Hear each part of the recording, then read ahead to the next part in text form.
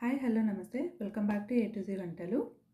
ఈ వీడియోలో గ్రీన్ మూంగ్ దాల్ లేదా గ్రీన్ పెసరపప్పు రైస్ ఎలా చేసుకోవాలో చూసేద్దాం. ముందుగా స్టవ్ వెలిగించి ఒక పాన్ పెట్టుకొని పాన్ హీట్ అయ్యాక కొద్దిగా ఆయిల్ వేసుకొని హాఫ్ కప్ పెసరపప్పు వేసుకొని 1 నిమిషం పాటు వేయించుకున్న తర్వాత 7 లేదా 8 ఎండుమిర్చి వేసుకోండి.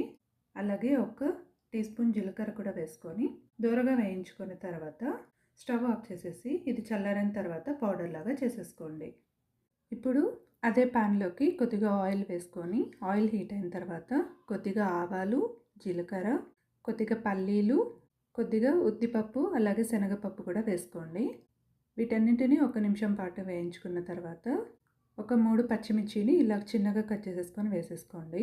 అలాగే కరివేపాకు కూడా వేసుకోవాలి. కొద్దిగా పసుపుని కూడా యాడ్ చేసుకొని ఒకసారి బాగా మిక్స్ చేసుకున్న తర్వాత మనం ముందుగా కుక్ చేసి పెట్టుకున్న రైస్ని యాడ్ చేసుకోవాలి. ఇలా రైస్ని వేసుకున్న తర్వాత మనం ముందుగా పొడి చేసి పెట్టుకున్న గ్రీన్ పెసరపప్పు పౌడర్ని అందులో వేసేసుకొని రుచికి సరిపడా సాల్ట్ కూడా యాడ్ చేసుకొని ఈ మొత్తాన్ని ఒకసారి బాగా మిక్స్ చేసేసుకుంటే ఎంతో టేస్టీగా ఉండే గ్రీన్ మూంగ్ దాల్ రైస్ అయితే రెడీ అయిపోయింది. మీరు ఒకసారి ట్రై చేసి ఎలా ఉందో కామెంట్ చేయండి. ఈ వీడియో మీకు నచ్చినట్లయితే లైక్ చేసి షేర్ చేయండి. ఇలాంటి మరిన్ని వీడియోస్ కోసం నా ఛానల్ని సబ్స్క్రైబ్ చేసుకోండి. Thanks for watching.